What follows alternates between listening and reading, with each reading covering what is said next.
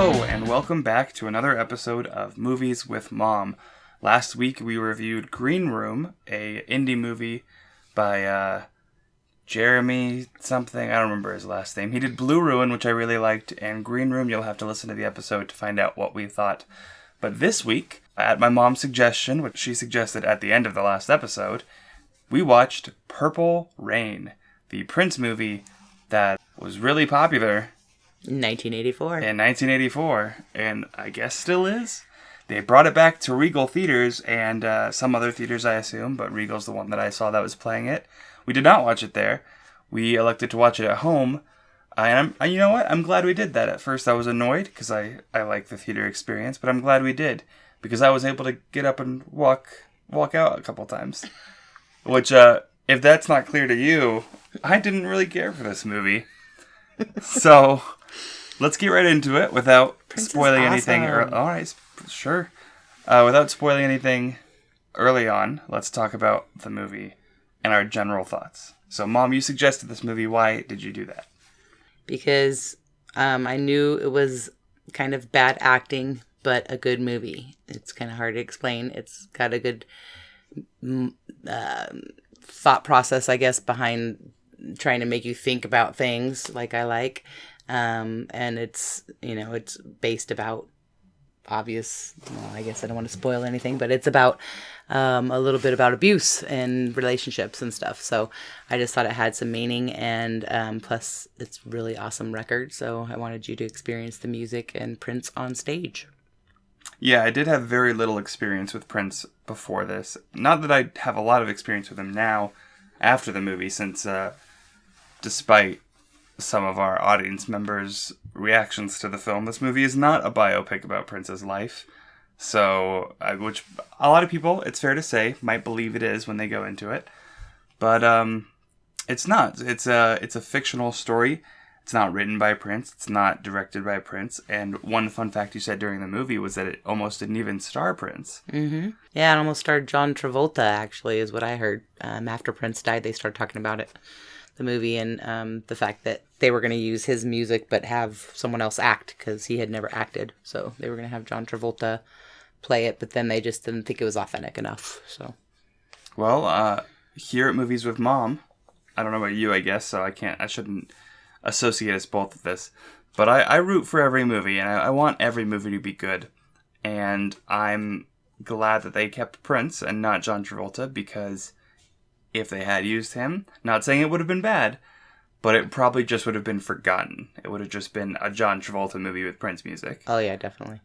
Versus this being his feature debut, and I don't know if he did any others. You would probably know better than I. I don't think so. But I think it only really has any fan base or any appreciation in the world of cinema because Prince was in it. Well, yeah, it's almost like a long video.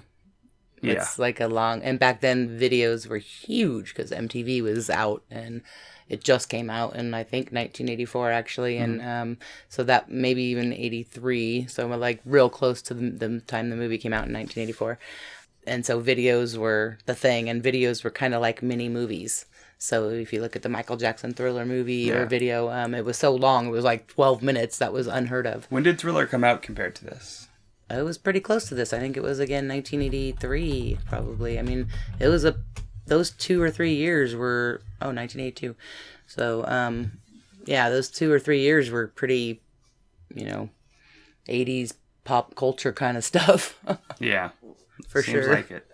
Prince is biracial in this. Shows his dad being abusive and his mom being abused, and she's white and he's black. Not that that has anything to do with it necessarily, but just they did that to actually to make it, a little more believable, I guess, or whatever. Yeah, like I said, going to this movie, I didn't know much about Prince. I don't know his music, or I didn't know his music. And you said during the movie that this movie is, it uses all songs from one album? Doesn't use all of them, but all from the Purple Rain album. They're all from one album? Mm-hmm. Okay, so it's a bit like Lemonade by Beyonce that recently came out. I don't know, Lemonade. I haven't seen Lemonade either, but I've heard that it's an hour-long, essentially, music or album series that's Yeah. based on her newest album. But they try to make, it's like they try to force a movie into it about abuse and stuff, kind of. They force the two together, which don't really necessarily go to, it just doesn't, I don't know. Back in the 80s, we would take what we could get movies seriously. And if Prince was in it, and we love Prince, it was a good movie. That's how we looked at it. There wasn't as many, deep movies back then. So, and really well-written movies back then either. So this wasn't like, this I was mean, look at 5 years. Ghostbusters and all that kind of crap. To me, it was... You don't think Ghostbusters is good? Not really, no. I mean, it was a movie of the 80s, but it wasn't that great, no. All right. The storyline and everything, no. Do you hear that? That's the sound of everyone unsubscribing. All 3 of our subscribers on YouTube they all have love clicked out, Ghostbusters. including myself. They all love Ghostbusters. Everyone loves Ghostbusters. It's a good film for fun, but it's The not Ghostbusters- meaningful and has depth to it or anything. So The trailer for the new Ghostbusters remake they're doing, which apparently you didn't even know about until we were seeing the green room. they You have to saw the remake trailer. everything. It's Hollywood. I don't know. Horrible. The Ghostbusters trailer had the most dislikes of any movie trailer of all time on YouTube. We'll watch it in a bit. I'll show you after this, and we can get your opinion, because you'll probably think it's exciting if you didn't like the original. But I don't know about that. the 80s, it's not a time for me to enjoy films, I guess. They There are a few here and there. kind of had bad acting. There's kind of this. had weird clothes. I mean, not all of them. Heather's had weird clothes, but it's at the end of the 80s. It's the tail end. About halfway through the movie, it stops getting so odd with all the shoulder pads. And then there's a movie called The Last American Virgin that I really liked. It's, Oh my god, mid-80s. it's one of my favorites. It's a good one, yeah. Oh my god, you saw that recently or? No, I saw that years ago. Oh, okay. Yeah, I Yeah, saw it's it. one of my favorites. It was on a list of... There's Such an 80s movie. There was like something about sex in movies. It was like a mini series on Showtime or something, and famous actors and directors were discussing it. And I remember Eli Roth said it's one of his favorite films. The guy who directed Hostel, the movies where it's like torture porn galore, said it's one of his favorite movies because of the ending, which we won't spoil here, but we might have to watch that movie eventually because it's such a casual 80s American Pie-esque like teen sex romp. Yeah. But the end of the movie is so jarringly different. Ooh, yeah. And that's so fascinating to me. I love when movies pull that 180 on you. When it fits. When it's not totally batshit. But, anyway, so back to Purple Rain. I didn't know any of his music, by heart at least. I knew some of the names of the songs. I know 1999, which... minor spoiler, is not in this movie, unfortunately. Yeah. I was looking forward to it the whole time. It was in 84. He probably hadn't wrote it yet. Well, he didn't write it in 1999. I know, but assume. I'm thinking he wrote it No, he wrote it in later. 82, actually. Oh, did he? Because I looked it up. Oh. Because I remember I heard a joke not too long ago. Or not a joke, but like a shower thought that was, we're actually 17 years past past 1999, and 1999 was 17 years after he wrote it. Weird. So we're on the opposite side of when he wrote it, basically, of 1999. And when this song came out, the person who wrote this And he died. shower That's thought... so weird. No, it's not that weird. Who Kind of cares? weird. No. Anyway. When the person who wrote the shower thought pointed out that when it was 1982 and that song came out, everyone was looking forward to 1999 because it was the future. And now people are looking back at 1999 wishing it could be that again because they didn't have as many responsibilities and times weren't as tough Yeah. for them. Oh, okay. Yeah. But it's also kind of weird because it's that many not years. weird. Well, it kind of is because, like, I remember when it became 1999, like, Prince wasn't popular anymore, really, in 1999. He wasn't around much and kind of dropped off the scene. And so that song came back out because of New Year's Eve coming up. So it became Y2K? a really big song. Yeah. And then all of a sudden Prince was like, hey, they still love me, and started writing music again. That's how I feel. I don't know if that's how it happened, but Did that's he have any almost big how it hits felt. after 1999? Yeah, I don't know. I'm not that I know by name, really. I feel like he's one of those people who just sort of was a legend and stayed a legend. He didn't really fade out and then come back. He has new music, but I don't know it by heart. So Yeah. it wasn't like for him to compete nowadays is different than with his new music. Mm-hmm. With what's going on in music today is totally different than him competing back then because he was very unique. you Yeah. know, and he's I would not still now. say he is. Well, yeah, unique. but I don't know. there's a lot of other people that wear flashy kind of Oh yeah, there's definitely dressy people clothes trying like to imitate that, his and style, but I think right. he's unique in the sense that he started that in a way. Oh yeah, definitely. But now, like I said, if he was to just come out recently and never came out in the 80s, he wouldn't Yeah, be people would call nearly him like a Lady Gaga clone or right. something. He wouldn't Nail be Lady Gaga. nearly as influential and stuff. Obviously, That's true. I'm gonna come out and say it. Freddie Mercury beats Prince any day. In my well, book. yeah, Queen. Hello. Yeah, Freddie Mercury. The whole time I was watching I like this, I was Prince like, a lot, though. if Freddie Mercury did this movie, but I don't know his acting skill. Well- Either way, Prince, to me, he's always just been this musician that I never really felt I could connect with because it wasn't my music. I didn't like grow up around it, and I mean, break out your pitchforks and torches and shit. But I never really liked David Bowie that much either. I both thought they were pretty good, but not for me. So you don't think we'll lose subscribers over that, Josh? You said you didn't like Ghostbusters. They're not listening anymore. Please. They checked out. Whatever. I don't dislike their music. It's just not for me, you know? It's not something that I relate to. It's not something that came out when I was in trying times and I can listen to this song and like get back in my think groove. Prince makes you want to dance, though. Prince is more of a dance kind of music to me. More, not that I danced to it because I wasn't dancing in the 80s, but, well, except for... You're 13. Yeah, Probably dancing I wasn't in front really of... in front of a family, mirror. in the Like, mirror, yeah. But in the shower, maybe. But no, but Prince makes you want to move, I think, his music. I like it. Yeah. So this movie came out in 1984, and I'm going to tell them when you were born. You were born in 1971. Oh, outing me. Yeah. So 1971 to 1984, you were 13, but when do you think you first saw this movie? Because it is rated R. 13.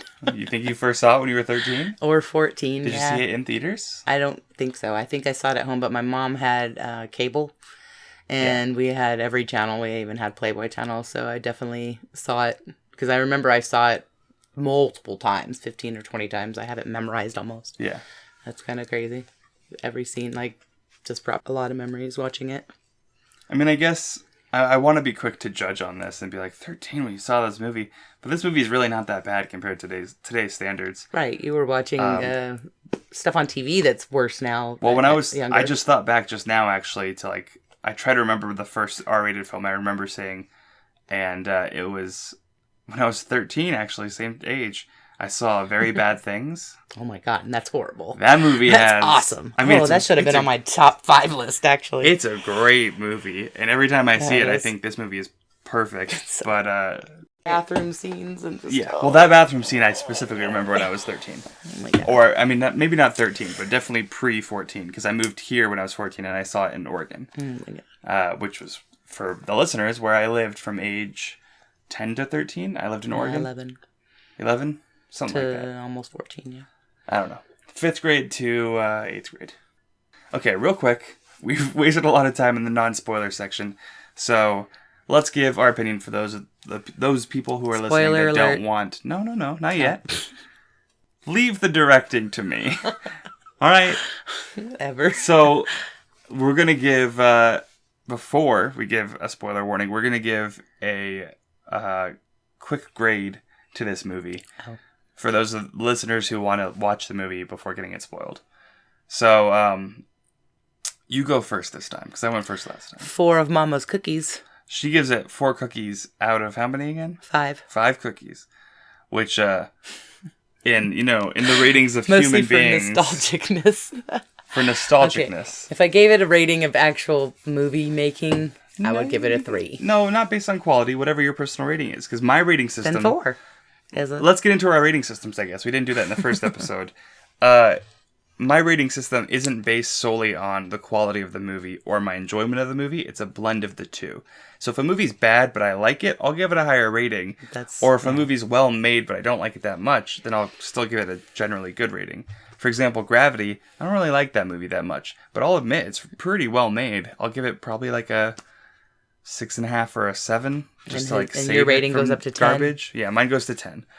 But a movie like Premium Rush, which a lot of people shit on, I mean, I think it's well made anyways. that movie. But I think the enjoyment of the movie is so good that whether or not it was well made, it's such a fun movie that I'm going to give it an 8 out of 10. Premium Rush is like my quality 8 out of 10, like exactly.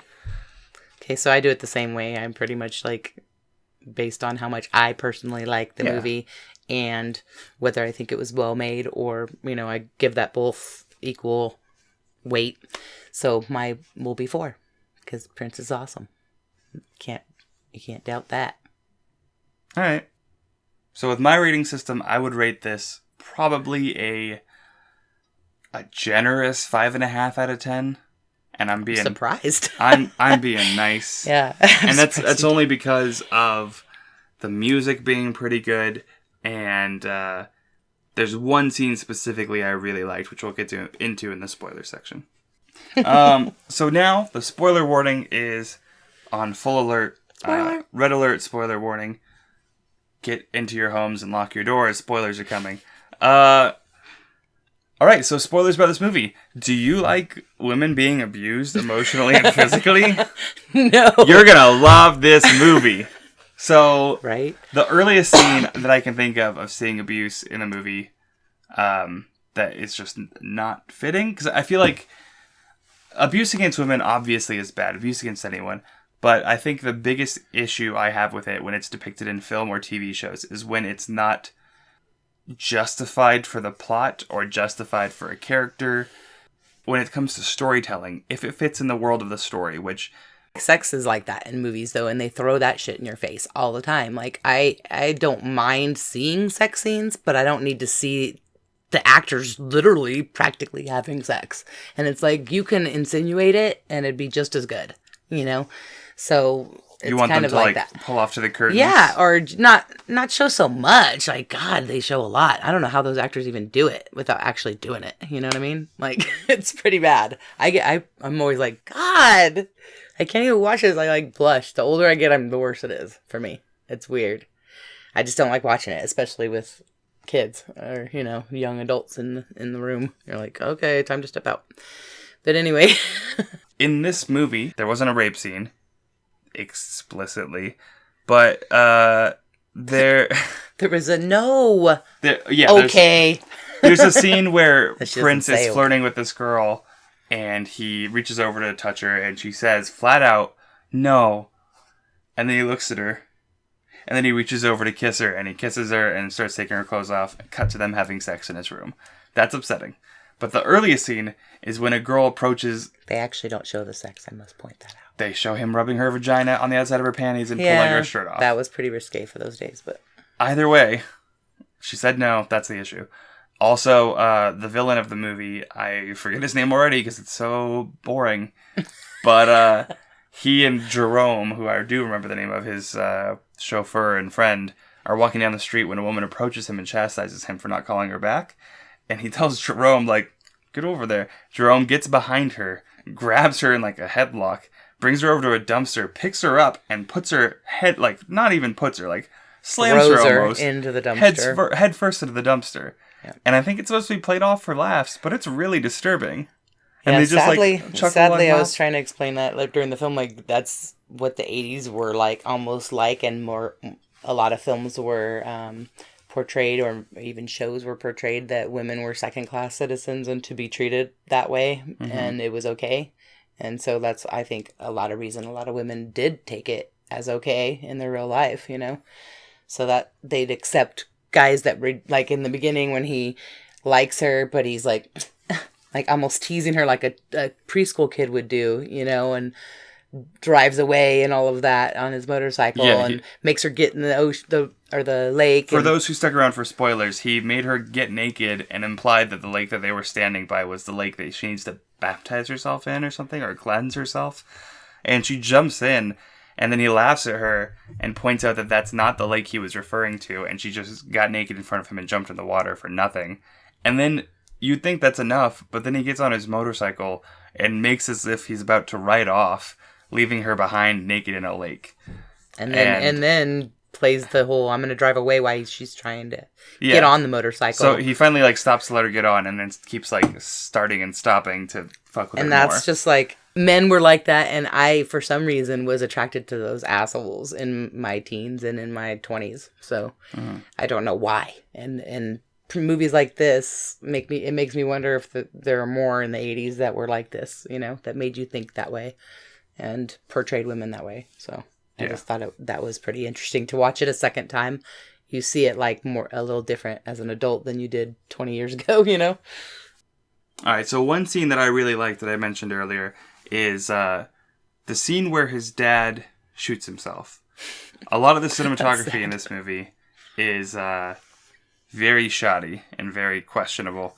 But it was a low-budget film. Yeah, sure, but I mean, there's a lot of low-budget movies that have great quality cinematography. It was also 1984. I'm not talking just about like the lighting, which was terrible for a lot of the movie, but I'm talking about the framing of shots and like where to put things and how to stand in a shot and how to move in a shot. And there's that scene where his father shoots himself when he comes home. Like from the beginning, it's a good shot where he comes in and he's standing in the door and you sort of see the shadow on the wall behind him that I think is his dad's shadow. Maybe it's his, but like just the shadow behind him looked really striking. He goes into the hallway and turns the light on, and right as he does that, his dad shoots himself.